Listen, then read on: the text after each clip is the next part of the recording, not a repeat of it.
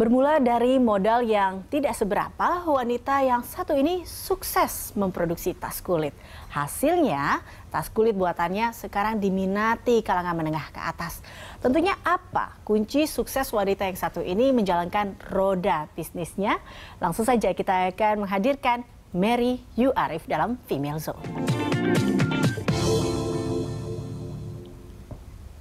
Dan sudah hadir bersama saya Mbak Mary yang mau kasih kisi-kisinya nih. Tapi kita sebelum kasih, mau minta tipsnya bagaimana bisa sampai sesukses sekarang, pasti ada sebuah sejarah sebelumnya. Ini gimana sih awal ceritanya hingga akhirnya memilih untuk menjadi atau terjunlah ke dunia wirausaha seperti sekarang ini? Ya, usaha ini sebenarnya kalau Bianti sendiri udah dari tahun 2011. Jadi di awalnya kita memproduksi vinil di Yogyakarta. Namun karena keterbatasan ilmu pengetahuan tentang manajemen dan saya sendiri di Jakarta, usaha itu bangkrut. Oh, ya, jadi bangkrut. Jadi awalnya vinil, lalu tidak berjalan, bangkrut. Akhirnya mulailah tas kulit ini. Iya, saya pindahkan Bianti itu ke Jakarta. Awalnya saya sebenarnya sempat depresi. Oke. Ya, karena ini bisnisnya bangkrut gitu. Ternyata rasa bangkrut itu menyakitkan. Saya pernah merasakan itu. Tapi kebetulan dari awal usaha itu suami yang support habis dan bilang bahwa usaha ini harus terdaftar. Usaha ini harus sudah tergabung di Dekranasda. Nah, yang seperti itu. Kebetulan Bianti melakukan hal yang sama. Jadi ketika kita bangkrut, kita sudah tergabung di Dekranasda dan menjadi binaan di Dinas Perindustrian Jakarta Selatan. Tapi sebelum produk ini hadir, apa sih, kenapa muncul ide di awal pingin deh bikin sebuah usaha? Apa sih yang terbesit pada saat itu? Sampai sekarang orang shock pas saya bilang, basicnya pendidikannya apa Mbak? Hubungan internasional. Apalagi dari HI tiba-tiba jadi buka usaha. Ya, cuman waktu semasa kuliah memang saya fokus membahas soal perempuan, gender, kesetaraan yang seperti itu. Dan saya senang bikin penelitian-penelitian kecil bersama teman-teman. Gimana sih ibu-ibu ini di daerah Bantul, misal kalau bikin ini tuh mereka dapatnya berapa, untuk rumah mereka di saving berapa, masih bisa nggak sih buat diri mereka. Nah, ternyata hal-hal itu memicu jiwa spirit untuk jadi wirausaha juga kali ya. Nah, di dalam perjalanannya suami tidak support ngantor. Keluarga kecil di Jakarta, punya anak satu dan kita tidak punya pembantu. Jadi anak drop, suami bilang kamu harus putusin anak atau kantor. Saya pasti pilih anak. Jadi di situ saya harus berwirausaha di rumah. Jadi wirausaha di rumah di mana anak bisa kurus juga. Jadi lebih tenang lah seperti itu ya. Suami tidak mendukung di awal, tapi yang saya baca-baca akhirnya tidak mendukung kantor. Tidak mendukung kantor, tapi akhirnya suami mendukung untuk wirausaha ya di sini. Betul. Ini bahkan Mbak Mary sempat mengatakan bahwa kalau misalnya usaha ini berhasil, ayah pulang. Ini yang pertama ya, terus ayah pulang. Pulang dalam arti kata ini resign tidak bekerja. Dan itu dilakukan oleh suami. Kenapa berani banget pada saat itu bilang begitu? Saya berkeyakinan bahwa apa yang dilakukan dengan niat baik, bersungguh-sungguh, kontinuitas, konsisten, itu akan menghasilkan. Tak peduli pelan atau cepat. Dan saya berkeyakinan pada saat itu bahwa ini akan sukses. Jadi memang pagi itu pagi yang paling romantis dan tidak akan pernah saya lupakan hingga akhir hayat. Saya pamit ke beliau kerja, pamit buka usaha gitu. Aku bilang, Mas, minta redonya. Saya ingin buka usaha tas kulit. Nah, itu udah yang periode kedua itu. Karena beliau udah sempat kasihan ngelihat yang periode pertama jatuh. Dia shock juga, ternyata istri saya bisa stres. Gitu. Jadi saya bilang saya ingin buka usaha tas kulit tanpa basic pengetahuan kulit, tanpa basic nggak tahu gimana cara cari pengrajin kulit, tanpa modal. Terus dia diem, saya pasangin bajunya, terapin, terus dia bilang, kamu... Dia sebenarnya shock juga sebenarnya ya? Saya yakin banget, dia shock banget waktu itu. Dan beliau juga bukan pekerja kantor yang saya bilang biasa aja, tidak. Beliau korkom di salah satu perusahaan besar, dan untuk sampai di jabatan itu juga nggak gampang buat dia sendiri gitu. Jadi dia bilang, kalau Bunda ikhlas memulai, dan jika satu saat ayah harus pulang, bismillah ayah siap gitu. Jadi itu yang saya pegang di masa-masa awal membangun usaha kadang sakit, drop, ngurus anak, ngurus pegawai gitu, ingat beliau ngomong gitu, saya semangat lagi. Oke, itu Gitu. udah kunci apa ya, spirit paling tidak mood booster di hari itu Yes. untuk memulai usaha ini ya. Nah, akhirnya berhasil berkembang. Yes. Tapi saya juga ingat ada mimpi buruk di sebelumnya, yaitu bangkrut pertama Anda yang begitu depresi. Iya. Kemudian apa yang membuat akhirnya bangkit dan memikirkan untuk bikin tas kulit ini? Ini kan setelah pasti memutuskan untuk minta izin suami itu udah niat yang begitu besar. Tapi sebelumnya kan adalah bagaimana menyembuhkan luka Diri dari sendiri ya. Betul. Itu bagaimana caranya? Saya nggak tahu ya, sepertinya setiap perempuan itu punya obat mujarab untuk dirinya sendiri yang tidak dimengerti oleh laki-laki. Saya Itu luar biasa ya perempuan ya. Saya pulang kampung, saya orang Padang, Ya. mengeja langkah. Menemani orang tua saya, apa yang mereka beliau lakukan saya temani. Jadi kebetulan papa saya tuh bisa dibilang pengusaha ala desa, beliau ambil kelapa, nanti datang orang ngambil di rumah. Saya temanin papa saya ngambil kelapa ke kebun, bawa monyet. Terus Untuk saya mengambil kelapanya? Iya, saya mandi di sungai bersama anak-anak kecil, merasakan kemercik air itu, terus menegur saudara-saudara di tengah sawah itu. Pengalaman yang sangat romantis dan bisa membangkitkan semangat saya bahwa saya harus berbuat lebih karena terlalu banyak senyuman yang harus saya tunggu tersenyum gitu di wajah mereka gitu. Kenapa tas kulit? Karena saya suka tas kulit. I love leather. I love leather bag. Spesialnya gitu. Spesial karena dari kesukaan sendiri, Iya, mencintai this is my tas passion. kulit. Akhirnya kenapa tidak dibuat bisnis dan Betul. memulai bisnis tas kulit ini? Iya. Oke, kita akan lanjutkan perbincangan ini usai jeda. Iya. Kami menyaksikan kembali pemirsa dalam Female Zone. Tetaplah bersama kami. Kembali bersama kami dalam Female Zone, masih bersama dengan tamu istimewa saya, ada Mbak Mary Yoharif. Mbak Mary, ini tadi tas kulit akhirnya membuka seorang Mary menjadi salah satu Mary yang baru, bisa dikatakan seperti itu. Dan nama Bianti ya diambil. Apa sih sebenarnya nama itu? Ada makna tersendiri nggak sih sebenarnya nama itu? Itu nama paling keren yang pernah saya dengar. Oh iya. Dan sampai sekarang orang manggil saya Bianti, itu keren banget deh. Itu nama dari sahabat saya. Oh. Jadi Saya kira tadi nama Bianti itu mungkin nama anak, kan biasanya kan bisa diambil seperti itu kan. tidak. Ternyata, oke. Jadi ketika saya memulai usaha, saya memutuskan untuk memulai usaha, saya meninggalkan semua teman-teman lama. Dalam artian aku minta jeda. Dan saya mencari teman yang harusnya saya temani. Dalam artian siapa sih perempuan-perempuan di luar sana yang menurut orang lain itu berkompeten untuk mengajarkan saya gitu. Dan salah satunya adalah Ibu Novi Triastuti Setiawan. Beliau bekerja di salah satu perusahaan Ibu Pujiastuti. Nah, beliau inilah yang sering coaching saya, sering mendengar sharing dan sebagainya. Dan beliau bilang, Mer, kalau lu mau buka usaha, you should to have a brand. That's number one. Should be. Terus aku bilang, ini usahanya masih kecek-kecek, masih gitu. Tidak. You should to have a brand. Terus, apa ya namanya ya?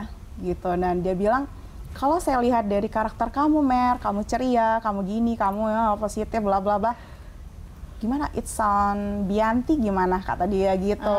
Terus Bianti itu apa? Ya penokohan dari saya terhadap kamu.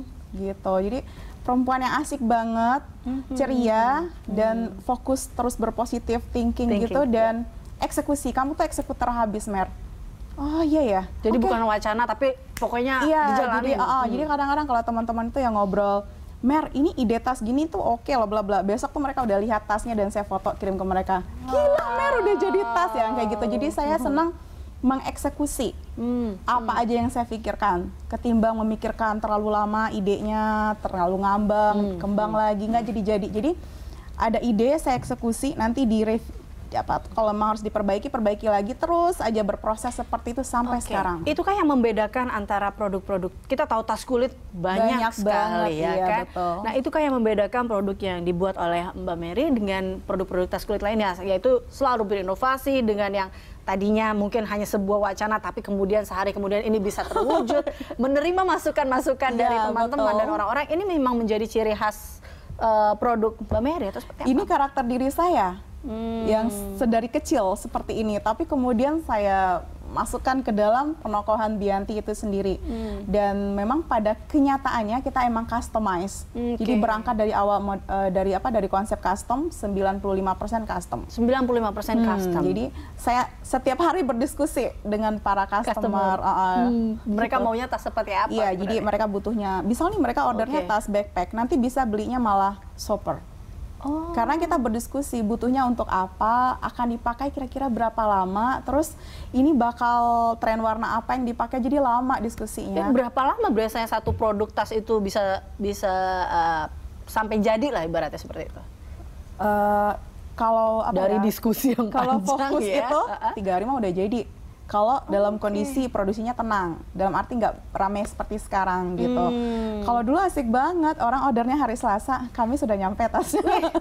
Cepet ya. Tapi kalau sekarang udah ngantrinya udah 2 minggu, 3 minggu gitu. Kecuali kalau memang ada yang urgent order, kita akan lakukan yang terbaik. Waiting list lah ya sekarang by ya. confirm gitu. Oke. Itu terlihat betapa sekarang sudah bisa dikatakan sudah sukses produk ini. Belum lah. Anda masih belum begitu puas berarti ya, Mbak Mary? Sampai saat ini saya nggak pernah merasa bahwa saya sudah sukses, belum pernah sekalipun saya merasa. Cuman ya ada perbedaan aja. Kalau dulu rumahnya isinya saya, suami dan anak-anak, sekarang rame, it's too crowd. It's too crowd because ada karyawan juga di situ. Pegawainya rame banget, ya. Berapa sekarang? Masih ingat nggak sih dulu tuh berapa karyawannya? Cuman mungkin bisa dihitung sama jari, sekarang udah Berita Satu harus main ke workshop saya. Wah, karena awalnya orang yang ada di awal pertama produksi masih ada sampai sekarang. Jadi saya punya loyal teamwork. Kita menyebutnya teamwork bukan pegawai. Teamwork ya. Yes. Jadi ada sekitar 20 orangan di rumah. Di rumah. Oke. Wah, ini saya sih ngebayangnya rumahnya gede nih pasti ya. Tapi kenapa Anda memilih segmentasi ke menengah ke atas dan kualitas kulit yang Anda ambil itu seperti apa sebenarnya? Kenapa kelas menengah? Karena memang kita premium itu. Kita customize leather bag itu tadi.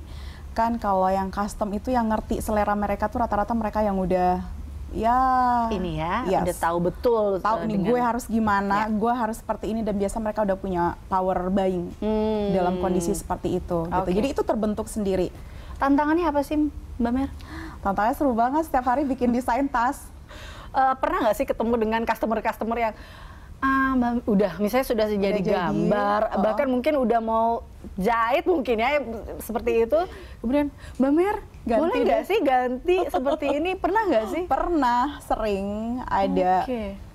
Tapi apa ya, di situ happy-nya kita bisa tertawa bersama lagi kan, kekonyolan-kekonyolan indah kecil gitu bikin kita happy dan wah ketawa lagi semua. Emang nggak salah sih dikasih nama Bayanti. Mungkin sebagian orang mengatakan bahwa rugi dong saya ini udah mungkin udah potong modelnya, udah hal itu. Enggak, biasanya sebelum, jadi ada proses dummy. Oke, jadi ini yang membedakan kita dengan produsen lain. Kita ada proses dummy. Itu yang dari karton, dari busa itu. Nanti akan dikirimkan foto ke mereka atau dikirimkan by paket kepada mereka. Mereka akan teliti dulu. Jadi itu seperti udah sampel tas sebelum jadi lah. Persis size-nya, persis modelnya gitu. Nanti dari sana mereka meneliti lagi, udah oke apa belum gitu. Luar biasa. Oke, kita akan lanjutkan perbincangan ini. Saya juga tetaplah bersama kami pemirsa dalam Female Zone. Kembali bersama kami dalam Female Zone, masih bersama dengan tamu istimewa saya, ada Mbak Mary Yoharif. Mbak Mary, ini tadi tas kulit akhirnya membuka seorang Mary menjadi salah satu Mary yang baru, bisa dikatakan seperti itu. Dan nama Bianti ya diambil. Apa sih sebenarnya nama itu? Ada makna tersendiri nggak sih sebenarnya nama itu? Itu nama paling keren yang pernah saya dengar. Oh iya. Dan sampai sekarang orang manggil saya Bianti, itu keren banget deh. Itu nama dari sahabat saya. Jadi saya kira tadi nama Bianti itu mungkin nama anak, kan biasanya kan bisa diambil seperti itu kan. Jadi ketika saya memulai usaha, saya memutuskan untuk memulai usaha, saya meninggalkan semua teman-teman lama. Dalam artian aku minta jeda. Dan saya mencari teman yang harusnya saya temani. Dalam artian siapa sih perempuan-perempuan di luar sana yang menurut orang lain itu berkompeten untuk mengajarkan saya gitu. Dan salah satunya adalah Ibu Novi Triastuti Setiawan. Beliau bekerja di salah satu perusahaan Ibu Pujiastuti. Nah, beliau inilah yang sering coaching saya, sering mendengar sharing dan sebagainya, dan dia bilang, Mer, kalau lu mau buka usaha, you should to have a brand. That's number one. Should be. Terus aku bilang, ini usahanya masih kecek-kecek, masih gitu. Tidak. You should to have a brand. Terus apa ya namanya ya? Gitu. Dan dia bilang, kalau saya lihat dari karakter kamu, Mer, kamu ceria, kamu gini, kamu ya, positif, bla bla bla. Gimana? It's on Bianti gimana, kata dia gitu. Terus Bianti itu apa? Ya penokohan dari saya terhadap kamu gitu. Jadi perempuan yang asik banget, ceria, dan fokus terus berpositif thinking gitu, dan eksekusi. Kamu tuh eksekutor habis, Mer. Oh iya ya. Jadi bukan wacana tapi pokoknya dijalanin. Jadi kadang-kadang kalau teman-teman itu yang ngobrol, Mer, ini ide tas gini tuh oke loh, bla bla. Besok tuh mereka udah lihat tasnya dan saya foto kirim ke mereka. Gila, Mer, udah jadi tas ya, kayak gitu. Jadi saya senang mengeksekusi apa aja yang saya pikirkan, ketimbang memikirkan terlalu lama idenya, terlalu ngambang, kembang lagi nggak jadi. Jadi ada ide, saya eksekusi, nanti kalau memang harus perbaiki lagi, terus aja berproses seperti itu sampai sekarang. Itu kan yang membedakan antara produk-produk. Kita tahu tas kulit banyak sekali, ya kan? Betul. Nah, itu kan yang membedakan produk yang dibuat oleh Mbak Mary dengan produk-produk tas kulit lainnya, yaitu selalu berinovasi dengan yang tadinya mungkin hanya sebuah wacana, tapi kemudian sehari kemudian ini bisa terwujud, menerima masukan-masukan dari teman-teman dan orang-orang. Ini memang menjadi ciri khas produk Mbak Mary atau seperti apa? Ini karakter diri saya. Yang sedari kecil seperti ini, tapi kemudian saya masukkan ke dalam penokohan Bianti itu sendiri. Dan memang pada kenyataannya kita emang customize. Jadi berangkat dari awal dari konsep custom, 95% custom. 95% custom. Jadi saya setiap hari berdiskusi dengan para customer. Mereka gitu. Maunya tas seperti apa? Iya, jadi mereka butuhnya, misalnya mereka ordernya tas backpack, nanti bisa belinya malah shopper. Karena kita berdiskusi butuhnya untuk apa, akan dipakai kira-kira berapa lama, terus ini bakal tren warna apa yang dipakai, jadi lama diskusinya. Berapa lama biasanya satu produk tas itu bisa sampai jadi lah ibaratnya seperti itu? Kalau dari diskusi yang kalau panjang fokus ya? itu 3 hari mah udah jadi. Kalau dalam kondisi produksinya tenang, dalam arti nggak ramai seperti sekarang gitu. Kalau dulu asik banget, orang ordernya hari Selasa, kami sudah nyampe tasnya. Cepet ya. Tapi kalau sekarang udah ngantrinya udah 2 minggu, 3 minggu gitu. Kecuali kalau memang ada yang urgent order, kita akan lakukan yang terbaik. Waiting list lah ya sekarang by ya. confirm gitu. Oke. Itu terlihat betapa sekarang sudah bisa dikatakan sudah sukses produk ini. Belum lah. Anda masih belum begitu puas berarti ya, Mbak Mary? Sampai saat ini saya nggak pernah merasa bahwa saya sudah sukses, belum pernah sekalipun saya merasa. Cuman ya ada perbedaan aja. Kalau dulu rumahnya isinya saya, suami dan anak-anak, sekarang rame, it's too crowd. It's too crowd because ada karyawan juga di situ. Pegawainya rame banget ya. Berapa sekarang? Masih kan nggak sih dulu tuh berapa karyawannya? Cuman mungkin bisa dihitung sama jari. Sekarang udah Berita Satu harus main ke workshop saya. Wah, karena awalnya orang yang ada di awal pertama produksi masih ada sampai sekarang. Jadi saya punya loyal teamwork. Kita menyebutnya teamwork bukan pegawai. Teamwork ya. Yes. Jadi ada sekitar 20 orangan di rumah. Di rumah. Oke. Wah, ini saya sih ngebayangnya rumahnya gede nih pasti ya. Tapi kenapa Anda memilih segmentasi ke menengah ke atas, dan kualitas kulit yang Anda ambil itu seperti apa sebenarnya? Kenapa kelas menengah? Karena memang kita premium itu.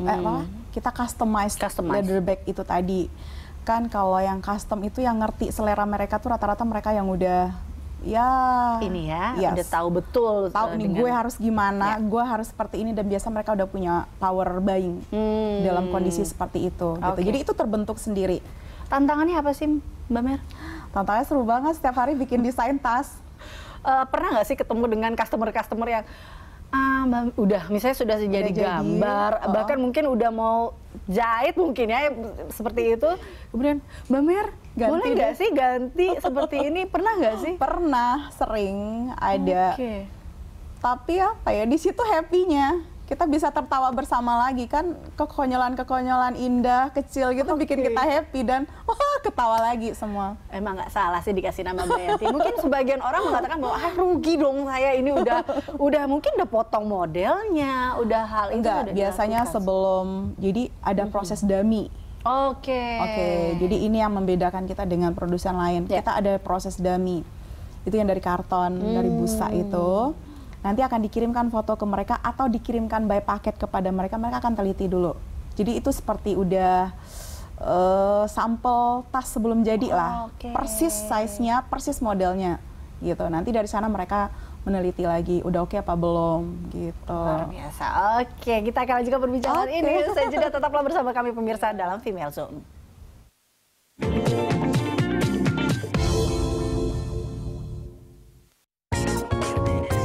Ajak sebanyak-banyaknya teman serta keluarga Anda untuk berlangganan First Media dan dapatkan keuntungannya. Caranya sangat mudah. Login my.firstmedia.com.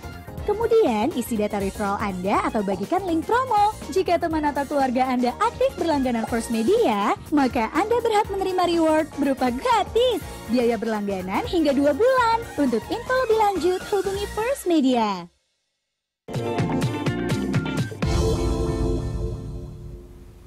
Terima kasih Anda masih bersama kami dalam Female Zone. Kembali lagi ke Mbak Mary, tentunya dengan segala kesibukan yang padat ini. Tadi balik lagi kalau saya ingat di awal, suami kan juga mengatakan anak harus atau keluarga mesti menjadi prioritas nomor 1. Bagaimana seorang Mary tetap menjadi ibu di dalam keluarga? Iya, alhamdulillah 2 tahun yang lalu beliau resign.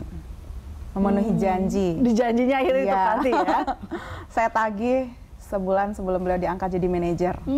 Jadi pergulatan yang luar biasa. Jadi beliau memilih resign dan saya pikir 2 tahun ini kayak apa ya, seperti penyerahan tugas, delegasi tugas dari saya kepada beliau, dan posisi owner tuh udah tidak di diri saya lagi. Jadi beliau yang pegang manajerial, pegang bagaimana mengontrol seluruh proses produksi itu. Yang saya lakukan hanya bagian part kecil lagi di Bianti pada saat ini. Ya bermain di kulit, bermain di desain itu masih di dunia saya, tapi selebihnya sudah menjadi dunianya Mas, sehingga anak-anak tidak tertinggal gitu. Jadi akhirnya menepati janji sembari peluk lah. Sambil peluk sambil anak, sembari mendesain ya. Tolong ini digini, karena memang juga ada tim yang khusus untuk mendesain tas.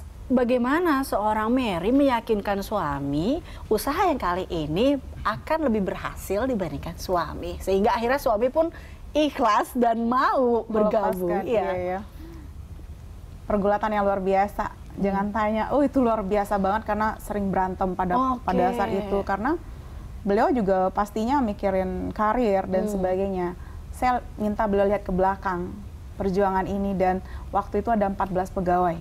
Waktu beliau resign itu, dan saya juga punya ide untuk dengan kehadiran brand kedua, Domir itu di Januari 2 tahun yang lalu. Dan saya bilang, Mas, kalau saya yang pegang sendiri, ini kayak ambiar rasanya. Jadi Biantinya tinggi tapi ambiar, karena tidak bagus manajerialnya. Dan Mas juga sebenarnya beliau ini kan posisinya korkom ya, dan saya butuh korkom banget di Bianti. Jadi memang butuh branding dan sebagainya. Saya pikir Mas sudah expert banget di situ. Dan beliau, saya yakin sekali beliau tahu dengan sadar bahwa apa yang diperjuangkan di Bianti ini untuk kita, keluarga, dan seluruh pegawai. Gitu. Jadi memang akhirnya dengan pergulatan tadi ya, yang panjang, luar biasa. tidak mudah pastinya. Untuk keduanya pastinya ini tidak mudah. Saya melibatkan banyak orang di dalam. Ada psikolog. Iya benar, karena saya berkeyakinan bahwa apa yang kami perjuangkan ini dengan 2 karakter yang berbeda loh. Saya keras sekali. Saya keras. Saya kalau punya ide, seperti saya bilang, kalau punya ide tuh saya eksekusi. Gitu. Dan Mas yang tipikalnya media ya, orang media yang saya juga punya power gitu kan. Jadi kita berjuang habis-habisan di situ. Alat-alat luar biasa, bahkan melibatkan salah satu ulama besar juga, kita minta nasihat. Toh akhirnya semua berjalan indah, berjalan manis ya, sampai saatnya akhirnya produk baru di bulan Januari 2017 ya. Apa sih mungkin yang membedakan second line ini dengan sebelumnya? Atau pertama itu dari material kulitnya. Jadi kalau untuk Domir kita menggunakan kulit produk lokal Indonesia dengan karakter yang baik. Gitu, dan dia juga bisa diolah dalam bentuk berbagai artikel kulit. Dan yang kedua diproduksi secara massal. Jadi biaya produksinya dapat kita tekan tanpa mengurangi kayak hardware, tetap menggunakan hardware yang terbaik gitu. Jadi ini seperti hadiah sih kepada beliau. Jadi kalau Mas balik nanti ada second line gitu. Jadi dia happy dan dia wah, saya juga bingung dia dapat jiwa bisnis dari mana ya. Nah, jangan-jangan Demir dari nama singkat suaminya juga, bukan? Tidak, itu dari lautan luas. Itu penokohan saya terhadap suami sendiri. Ini namanya ini ya, penuh dengan filosofi. Ya. Kita harus punya ini dong, punya spirit yang jelas dong dalam melakukan sesuatu. Jadi ketika Bianti adalah saya, maka Demir adalah suami. Jadi pas dia ya. lautan luas. Pendiam kan, jadi dia menampung aja. Terus kemudian dia olah dan dijadikan juga semacam sesuatu yang bermanfaat untuk kita semua gitu. Karakternya seperti itu. Dan semoga Demir ini juga akhirnya seperti lautan luas yang memang semua produknya kemana-mana ya, jadi luas seperti itu. Mbak Mary, ada nggak sih mimpi yang belum kesampaian sampai saat ini? Pengen lihat anak-anak sukses. Pengen lihat anak-anak sukses. Pengen seperti ayah dan ibunya atau biar jadi dirinya sendiri yang pasti sukses dengan apa yang mereka inginkan. Mau jadi apa, sukseslah nak, seperti itu kira-kira. Terakhir mungkin pesan dari seorang Mary kepada seluruh wanita Indonesia, pemirsa Berita Satu tentunya, apa yang ingin disampaikan yang mereka ingin berjuang seperti seorang Mary yang mungkin sempat jatuh dari bisnisnya, dari usahanya, dan kemudian bangkit dan hingga akhirnya bisa sukses seperti sekarang. Silakan. Follow your passion. Follow your passion kalau memang punya bakat, punya hal yang kamu tahu, it's me, lakukan. Fokus di sana. Hadapi setiap kesulitannya dengan gagah berani, insya Allah kesulitan-kesulitan kecil akan disertai kemudahan-kemudahan kecil akan jadi kemudahan besar untuk kita. Gitu. Follow your passion and be focused di situ ya. Terima kasih Mary telah hadir bersama kami memberikan inspirasi pastinya untuk kita semua dan wanita-wanita Indonesia. Pemirsa, demikianlah Female Zone kali ini. Saya Eliza Hasan undur diri. Sampai jumpa di episode mendatang tentunya dengan perempuan inspiratif lainnya. Sampai jumpa. Terima kasih Mbak Mary.